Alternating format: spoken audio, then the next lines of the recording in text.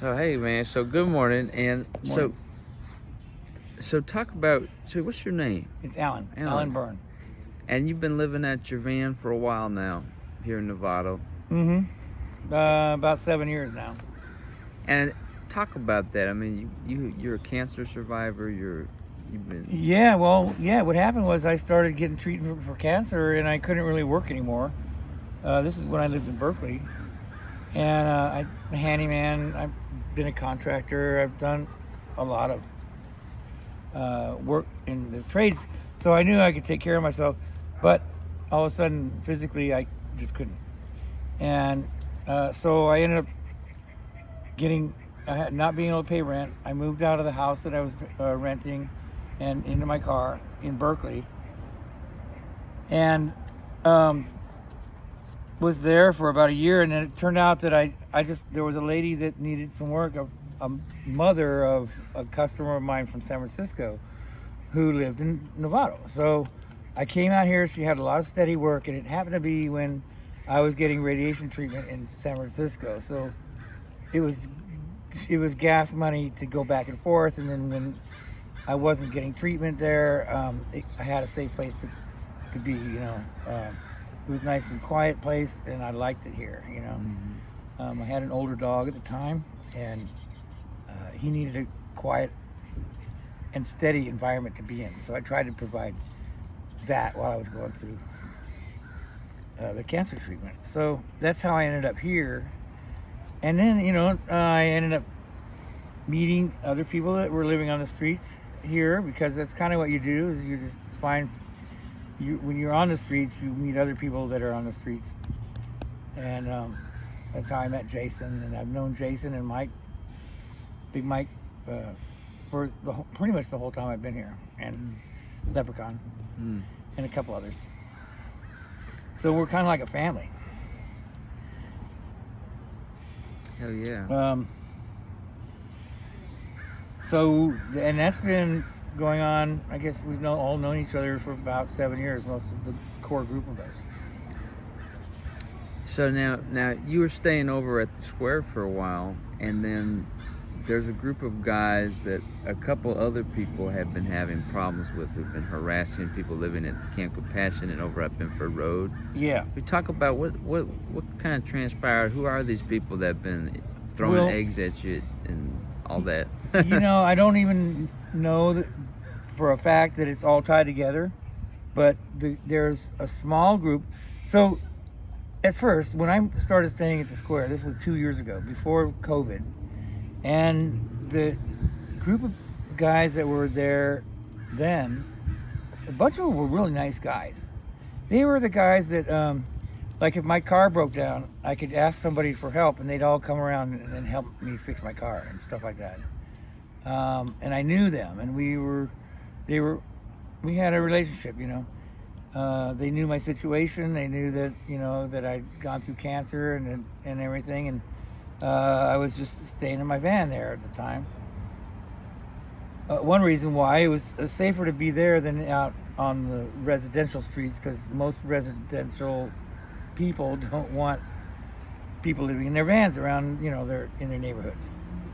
So it was a better place to be, for me. And it turns out that the square is a meeting place for a lot of people, and a lot of them were really good people at the time. But then COVID happened, and that whole group changed. All the people that I knew, most of the ones that were working and were doing good, and the ones that helped me a lot, they kind of disappeared. And then more recently was a smaller group of guys who they just weren't friendly. That's all I knew about them at the time. And they'd go by my car and rev their engines or smoke me out with their smoker, diesel trucks. I didn't really know if it was meant to be, if it was aimed at me, or if they're just all showing off. Like, they may just do that all the time anyway. So I never really thought about it, but I did know that they weren't very friendly. I never really got a smile or a wave or anything like that, or none of them ever asked me, I said hi. Yeah. And then only like a couple months ago, a car came by at night, not even late at night, about 11 o'clock at night, and threw eggs at my car. They didn't even hit my car. And I thought it was a joke. I thought, heck, I used to mess around like that too when I was a kid. And, it's what guys do, right? So I was laid down into bed. It was only about 11 o'clock. And I hollered back out. I heard the eggs, but they hadn't hit my car. I saw that they hit the ground there, and I hollered back and I said, "Hey, you missed," like that, making a joke out of it. Well, it turned out a couple hours later, they came back and they didn't miss. They hit me square on the side of my car. And then I knew that they meant business. They weren't just a couple kids messing around. Did you see what type of car they had? Yeah, it was like an older.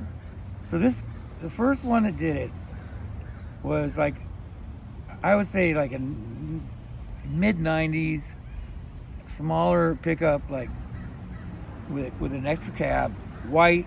I remember it had a decal on the side, and I even remember the look on that guy's face when I went after he hit me the second time. When he hit me, he had this grin on his face like he'd really achieved something. It just pissed me off, but it hurt more than anything else.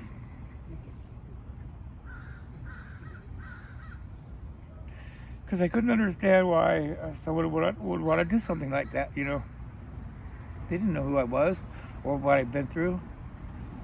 And anyway, I still thought, just dumb kids, right?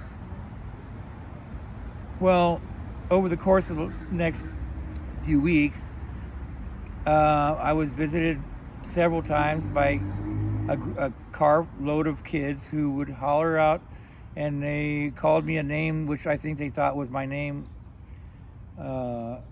Alfie, or something like that. My name is Alan, so they somehow made a name out of that, and whoever.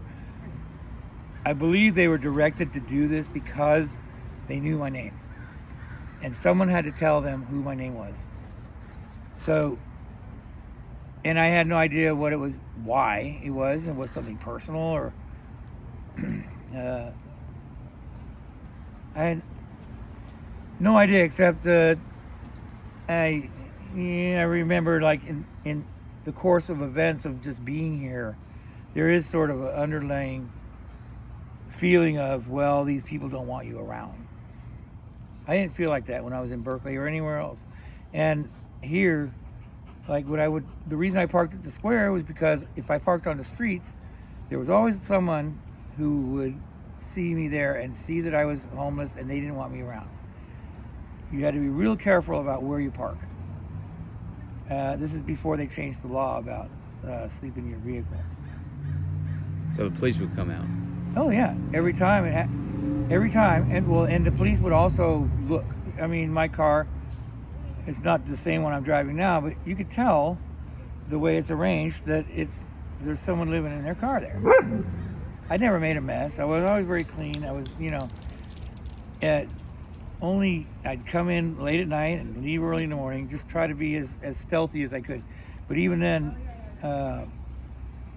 officers would stop any time in the middle of the night and say, "Hey, you can't be doing this," So until I met a couple officers and they knew my situation and they would leave me alone, then you just have to watch out. And so I always knew that there was like an undercurrent of people who just don't want to make you feel welcome. However, in the meantime, I started feeling better. I'd had my surgery. I was recovering from having my eye taken out. And because I have a dog, it's a great way to meet people. So I had started meeting a group of people who then had me start doing work for them. Some of them had me house sit for them. And so it really helped me have a good feeling of belonging, To have people trust you and make you feel like you belong is the biggest thing that you can do for someone.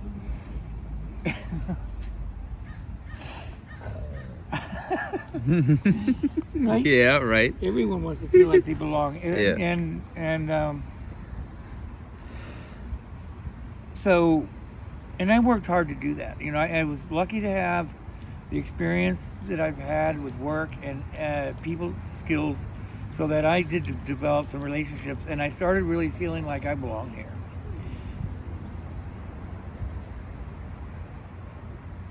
And it's a good place to be, you know.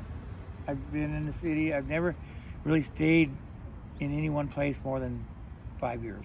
Moved around. I mean, since I moved out, I grew up with my family until I was 18, and I moved out, and it's always been moving around. I never had that feeling of having a community of people, you know, friends. So it started feeling really good. So you get some of that around here. Yeah, I did. Yeah. In addition to the other part, yeah. That's the thing that really keeps me going all the time, and that's why everything's so good. I couldn't believe that I was starting to get hit on in a negative way. Like there was all of a sudden people who had ill wishes towards me, and it makes sense. Talk about these like, do you have are there any particular vehicles that you've seen that are? Yeah. There was a small group of guys who would meet regularly in most recent times. Like I said, the larger group of people, I mean, there would sometimes be like 30 trucks out there on a Friday night. Yeah. And they're just looking at each other's trucks, what they do to their truck this week, and other things. And these are all mostly good guys who are working. I'm not saying... Yeah, not all of them, but there's a small... Most guys, they got to work or something anyway to pay for this shit. But it was a social thing, and I never felt like I couldn't just walk up there and hang out with them if I wanted to. Yeah. And there were a few times when I either had a dead battery or there was something wrong with my car, and I could ask any one of them, and they'd say, "Hey, yeah, no, we'll help you out." Yeah. All, you know, very friendly. And this other group recently was not friendly like that at all. In fact, I'd drive by and they'd give me a bad look or say some nasty thing. And so, yeah, that's just a shame that we're at that point, and that it seems like there's this thread of there's at least some group that has a similar shared set of characteristics that are harassing people all across Nevada. Yeah, right. And I didn't realize even until just most recently, since we started talking about it, and since it really rallied up with that, I was getting so barraged with stuff that I left the square. I'd been there for a couple of years. I drive the car that I parked in front of the liquor store with the guy that gave me the van that I'm living in now. I mean, it was okay, and they were okay with me being there, and it seemed like a comfortable place to be. Everyone was used to seeing my van there because it was Raul's van before that. It's been parked there for 12 years. Yeah. You know, every day. So that was a good fit, and it's been a safe place for me, and I'm not on people's streets or not where kids are going to school, and it seemed like a good choice. But and I don't really understand why that anyone would want to change that. There's a couple other people who live in their cars there too, and nobody messed with them either. They're all very clean and mind their own business, and everything really seemed fine. I go on. I would hear the friends that I have now. Most of them are women who live in the neighborhood, and they would be on social networking. They would let me know if somebody was saying some negative thing about me being there. You know, the way they're saying blah blah blah. I hadn't heard anything serious. You know, they didn't like my dog pooping on the grass out there. They thought it course, all the poop that was out there was my dogs. So, Secret's out.